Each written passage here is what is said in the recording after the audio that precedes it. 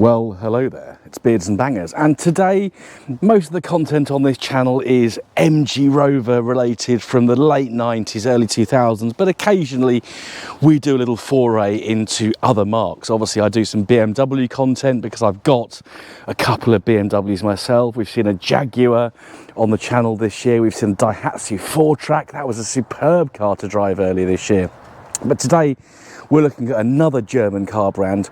We're going to have a look at something from the Volkswagen stable.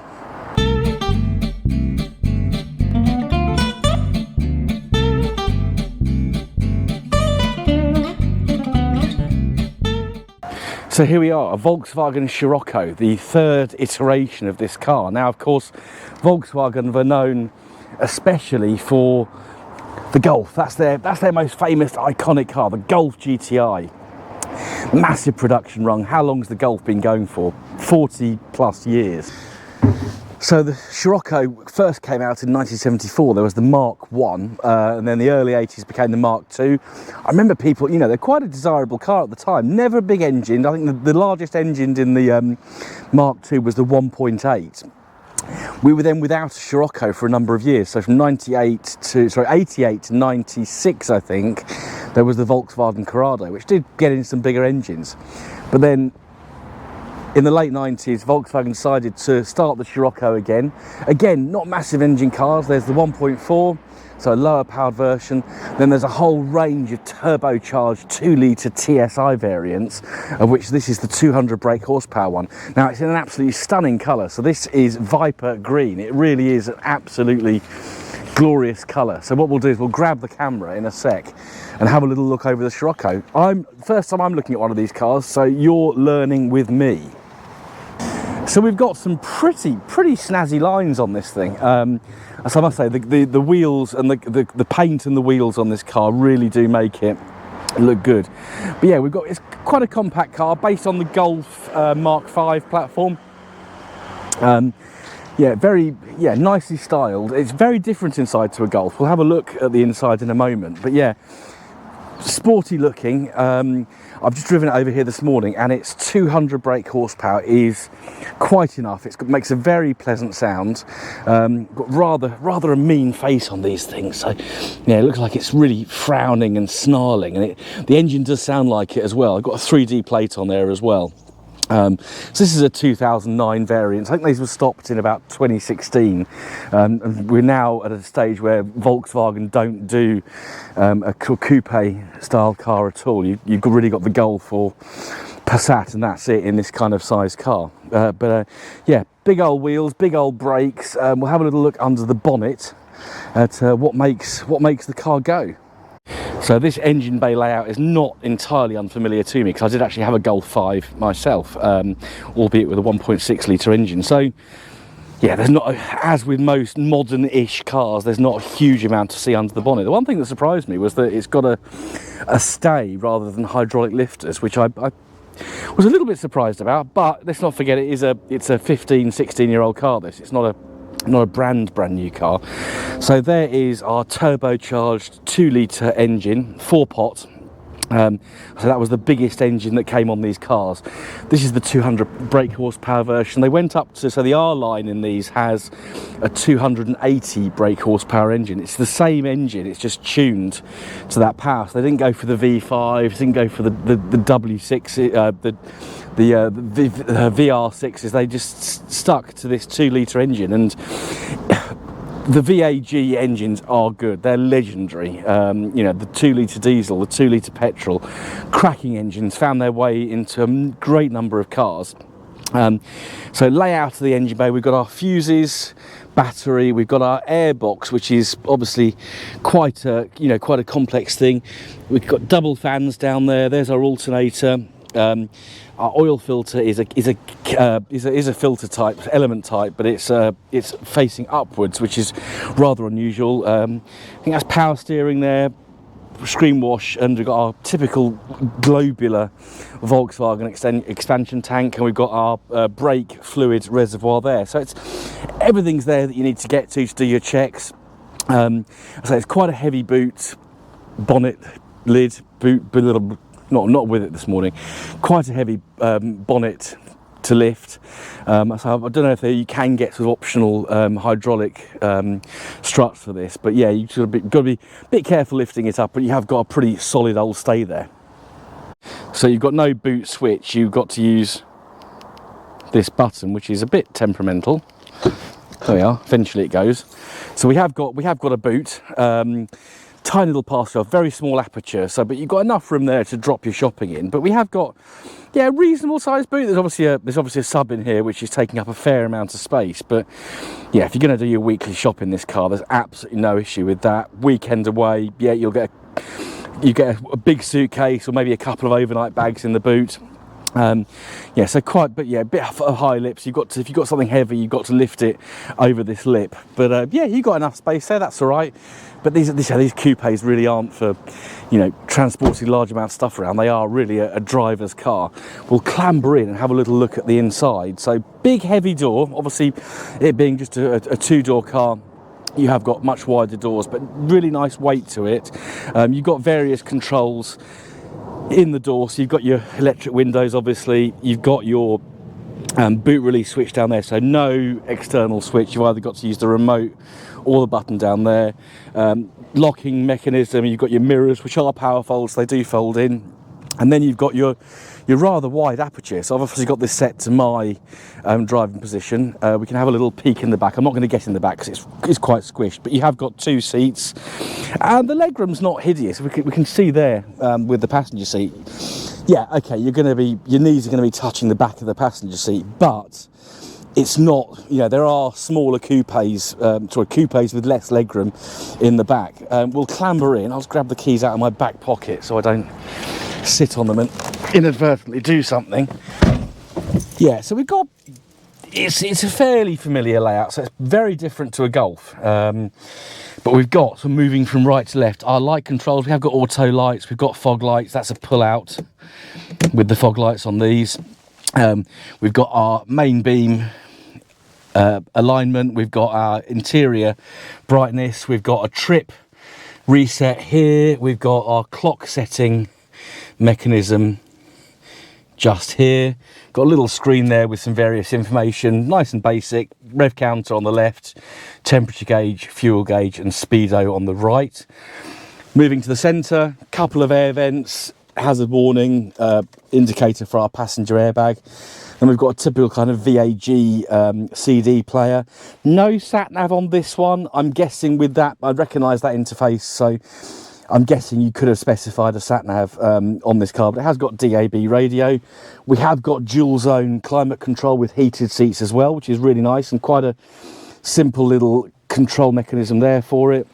We can turn our traction control off if we want to have some front wheel drive fun.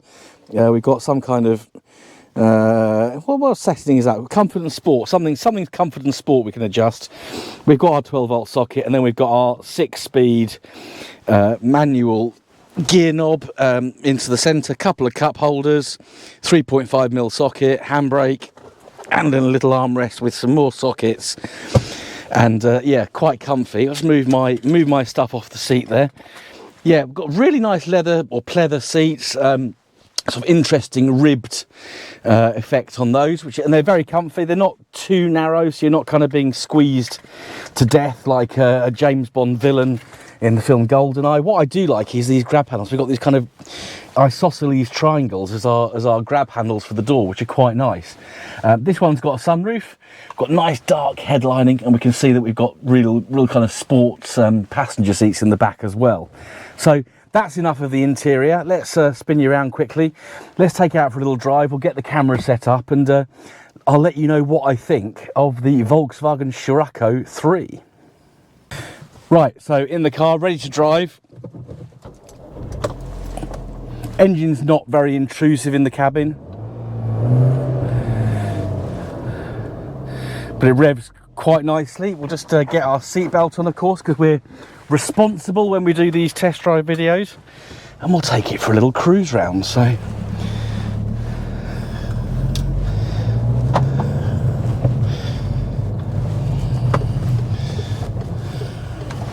yeah, so everything's nice and precise. Brakes are good, very sharp on the brakes, which is very nice. as I try and get out of this junction. And people, yeah, not the best driving going on round here, but there we are. Stay there, pheasant.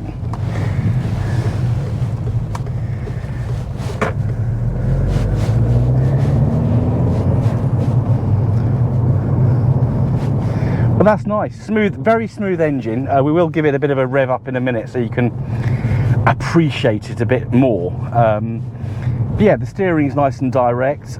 Driving position's quite, I'm sure you can adjust it to make it a bit lower, but I do feel quite high up. I've had to adjust the steering wheel. Lisa's the owner of the car's obviously got it in exactly how she wants it, but I just found the steering wheel a bit too kind of high up, a bit like driving a classic Mini where that steering wheel's fixed at quite an angle. But yeah, it's just pottering around, which I always do first off in these videos. It is yeah, easy to drive. The steering's not wandering at all. It's pretty precise. We'll obviously get out there a bit more in a minute and just open up a bit more. But yeah, just on these lanes, not the best road surfaces. It's a bit bouncy, but it's comfy. I'm not getting jolted around, and I'm not feeling really uncomfortable with the way the car's going. And that's sick. What I do like about this, it's got that 6th gear, so if you are going to get it on the motorway, which we're not going to do today, then you have got that sort of more relaxed cruising, which, you know, a lot of cars of the period and slightly earlier, you're stuck with 5 gears, so your engine is screaming its nuts off at 70-80 miles an hour, which, let's be honest about it, that's what we're doing when we're on the motorway. So we'll just get a bit further around here, and we'll get on some roads that are a bit more sporting, shall we say, and open her up a little bit. Yeah, so one criticism is on this particular one, the gear selection's a little bit imprecise. So I'm kind of hitting 4th when I want to hit 6th, so maybe this one just needs a rebuild. Maybe that's just the box, so I've got nothing to compare it to. But again, if anyone's got an experience of these vehicles, then please do chuck a comment down below and tell us what you think the Scirocco gear change is like. For me, it's just a little bit imprecise. Could be that it's a job needs doing, and knowing the owner of this car, if a job does need doing, it will be done. That's absolutely for certain. But yeah, now I'm just in town. It's driving around quite nicely. I'm happy in 4th. It's quiet. I'm not kind of getting frustrated, which I do quite easily. And it just potters around quite nicely. Well, so just doing some maneuvering. So reverse is push down and across. It's supposed to have an optical parking system, but I can't see any camera, but it has got sensors, which is good. But what I like about this car is it's got really the height of the windows is really shallow.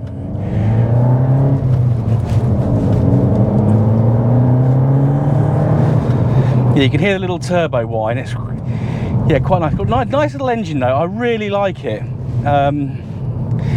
I am secretly a Volkswagen fan. I do like them.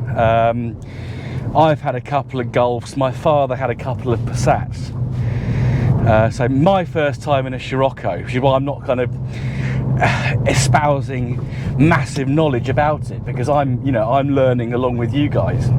But yeah, it goes along nicely. Bit of a clonk in the back. I think that the seat squab could be loose. I don't think there's anything too untoward going on back there. But yeah, it's a nice. I'd probably change driving position so I'm a bit lower down, because I do feel, my head's quite close to this rail here, and I have actually been clonked already.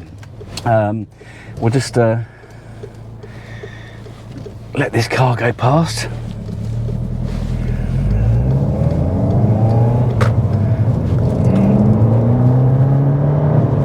That's got some legs. That's pretty speedy. It's speedy enough. That's for sure. Yeah, it feels nice. Not a lot of turbocharged front-wheel drive cars, particularly this kind of size and era. They can torque steer about. Think of the the Mark II Focus ST that's all over the bloody place when you kind of pull away at a junction fairly rapidly. But yeah, but this is not like that. It feels planted. It's staying nice and straight. If I just take my hands off the wheel, it's not wandering off by itself, which is a good thing. But yeah, really nice ergonomic steering wheel as well. It's got these really nice bits for your thumbs to go in. I don't know how well you can pick that up, but that does feel nice. I like a very tactile steering wheel.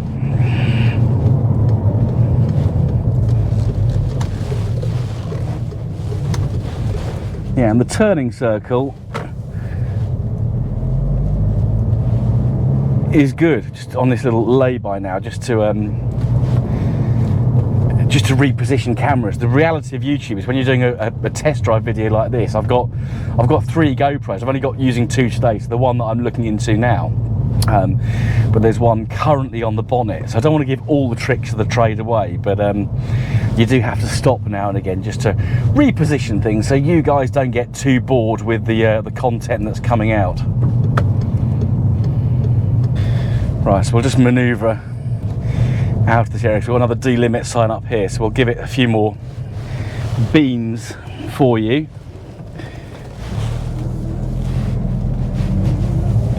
Yeah, turning circle's actually all right on this.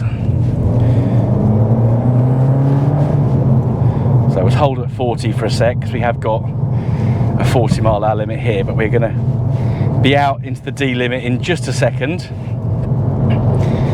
And I am nervously checking my side-mounted GoPro, because I did lose a GoPro back in the summer, as you remember, when I was filming Chris Taylor's MGB. But here we've got a D limit, so we'll just give it a few more.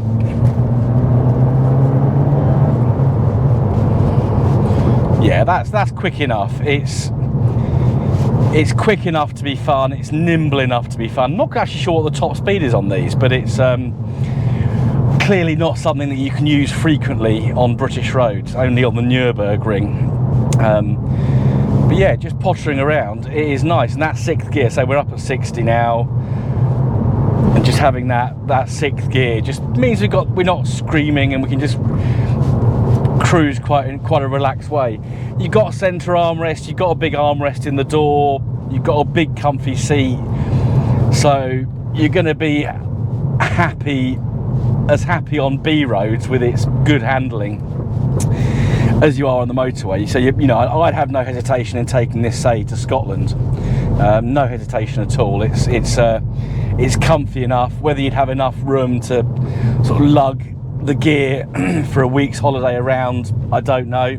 Certainly if you've got children, more than one child, you're probably going to struggle with a car like this, I would say. But in terms of a fun 2-door coupe in a absolutely fantastic colour, then yeah, I can recommend one of these. I like it. I can see why.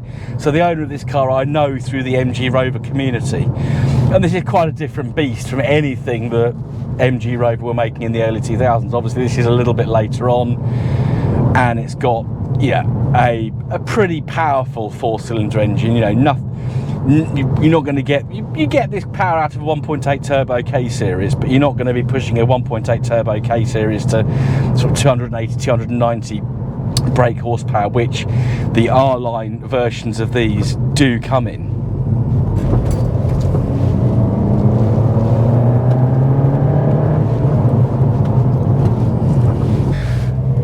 So what's my conclusion? It's a fun little coupe, it really is. Would I have one? Yeah, I think I would actually. I would definitely give one of these a go, because they are great fun little cars. I'm not sure where the values sit. I mean, there's car values at the moment are all over the place. So I think the key thing is, if you're going to look for one, just make sure it's got a decent history, make sure it's been well looked after, perform the usual checks, have a good look at it. I think it's, you know, especially if you're new to Volkswagens like I would be, you know, you got to kind of do your research. Really important. But yeah, great little car. Massive thanks to Lisa for letting me loose on it for this morning. I've enjoyed driving it, and I've not actually used that much fuel, which is also a very good thing. If you like watching videos of car reviews and car maintenance, then please, if you don't already do so, hit that subscribe button with the bell notification. Give us a thumbs up, say that you've liked the video. Really helps with the YouTube algorithm. And also drop a comment down below and share it with your friends. It's greatly appreciated.